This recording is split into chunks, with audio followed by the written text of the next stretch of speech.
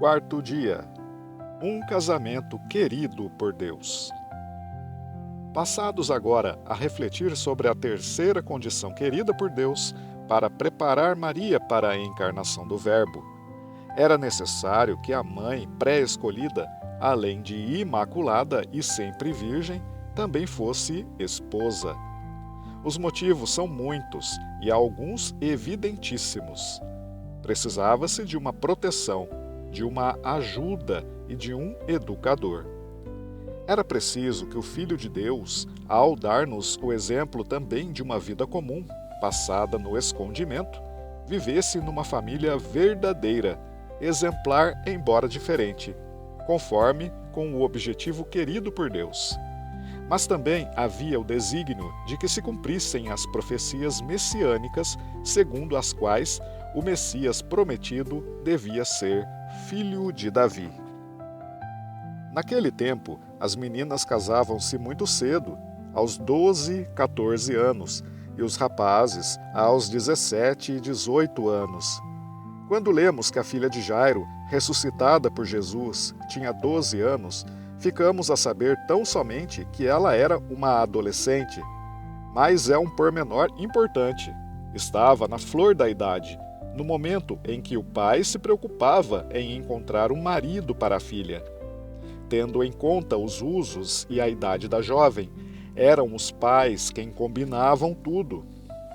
No devido tempo, os pais do rapaz procuravam a jovem adequada para o seu filho, e os pais da jovem procuravam a pessoa adequada a quem dar a filha como esposa. Iniciavam-se as negociações e fixava-se o mobar, isto é, a compensação em dinheiro ou em gêneros que o candidato a marido devia entregar aos pais da futura esposa. Note-se que não se tratava, como noutros povos, do preço da esposa. Era um pequeno patrimônio de garantia guardado pelos pais, mas propriedade da esposa, que lhe seria entregue em caso de viuvez ou divórcio.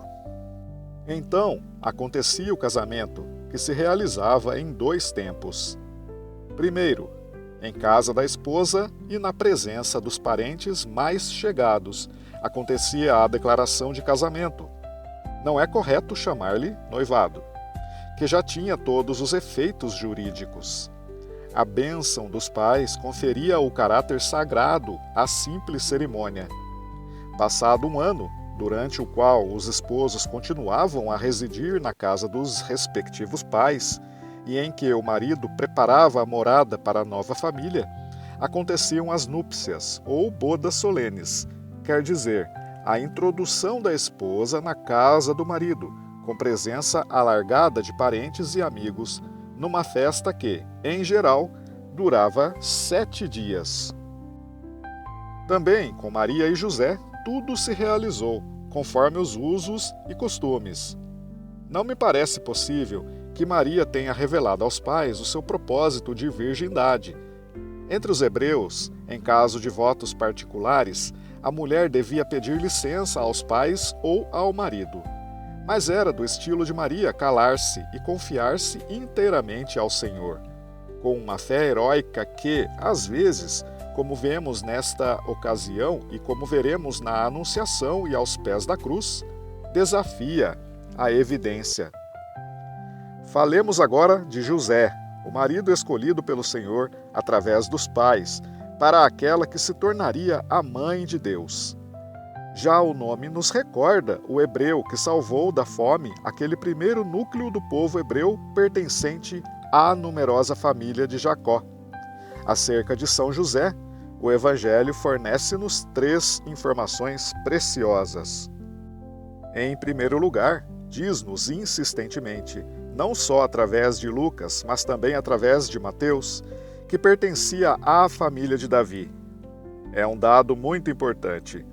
O episódio mais significativo da vida do rei Davi foi aquele em que o Senhor lhe prometeu uma casa que duraria para sempre. A profecia foi imediatamente entendida em sentido messiânico, até porque, no tempo de Jesus, a importância política da família de Davi tinha acabado com Zorobabel, havia já 500 anos. Para nos darem conhecimento da genealogia de Jesus, Lucas e Mateus transcrevem a genealogia de José. Evidentemente, o casamento entre Maria e José é o elo de união que concretiza a profecia segundo a qual o Messias havia de ser um descendente de Davi. O verdadeiro título para indicar o que José é relativamente a Jesus não é pai putativo ou pai adotivo, ou outras expressões de conveniência. É melhor chamar-lhe pai davídico de Jesus. O Evangelho fornece-nos um segundo dado sobre José: a profissão.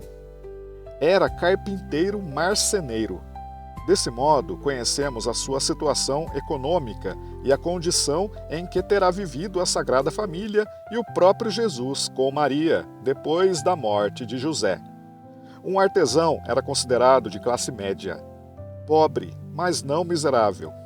Vivia do seu trabalho diário, que podia ser complementado com produtos de um quintal e de árvores de fruto e com alguns animais domésticos. Uma terceira informação fornece-nos-la Mateus, ao definir José como um homem justo. O significado bíblico deste termo é muito rico, pois indica uma grande retidão e uma plena observância da lei de Deus, abertura e disponibilidade total perante a vontade divina. Não há dúvida de que os pais dos dois esposos tinham procurado para os seus filhos a pessoa adequada, e também não há dúvida de que o Espírito Santo os assistiu na sua decisão. A condição social de José, um artesão honesto e bom, também nos faz compreender as condições econômicas da família de Maria. Ao contrário das fantasiosas narrações dos apócrifos que fazem de Maria uma filha única e rica herdeira, é claro que também a família de Maria era de condição modesta. Assim, também a vida da Sagrada Família será marcada por este caráter de pobreza digna, mas não miséria. Humilde é também a aldeia em que vivem, bem como a profissão de José, e, mais tarde, a de Jesus. Pobre é a condição em que se encontram em Belém, e pobre é a oferta que fazem no templo, por ocasião da apresentação de Jesus, 40 dias depois do seu nascimento. Maria e José pertenciam àqueles pobres de Yahvé, que a Bíblia exalta, porque se abandonam confiantes ao Senhor. O Senhor revela-se-lhes e encontra-os disponíveis para realizarem os seus grandes planos. A pobreza, a que o Evangelho chama bem-aventurada, e é o de tal modo que também é proposta como opção voluntária. Não é a exaltação do pauperismo e da miséria. É reconhecimento de até que ponto os valores espirituais são superiores à tendência humana de correr atrás dos valores passageiros. É fé nas promessas divinas e constante abertura à realização da vontade de Deus, procurada nas suas palavras e nas circunstâncias da vida.